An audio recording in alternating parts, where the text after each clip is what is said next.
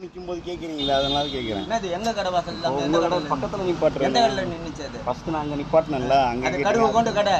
அந்த கடுவு கொண்டு கடைக்கு நாங்க தான் ஆதரவு கொடுத்துட்டு இருக்கிறோம். இந்த கடை கடுவு கொண்டு கடை. இந்த கடைக்கு நாங்க தான் ஆதரவு. இல்ல பாய், இது வரைக்கும் தான் உங்களுடைய இடம். நம்ம நிப்பாட்டுறது வந்து அங்க நிப்பாட்டுறோம். அங்க நிப்பாட்டலாமா, நிப்பாட்டக்கூடாதா? நிப்பாட்டக்கூடாது. கடை திறந்து இருக்கும் போது நீங்க வந்து வியாபாரம் பண்ணும்போது நிப்பாட்டி. சரிங்க போய், கடை இது வரைக்கும் தான் போய் உங்களுக்கு கடையை, இது ரோடு உங்களுக்கு கிடையாது.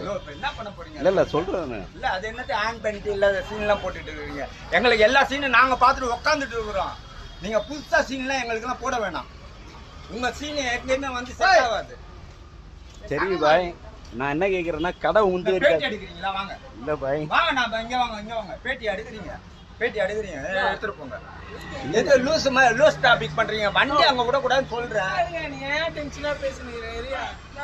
இல்லண்ணா, கடை வந்து ஆக்சுவலா வந்து இங்க இருக்கு. நான் அவருடைய கடையானே நிப்பாட்டினேன். ஆமாண்ணா, அது கரெக்ட்ண்ணா.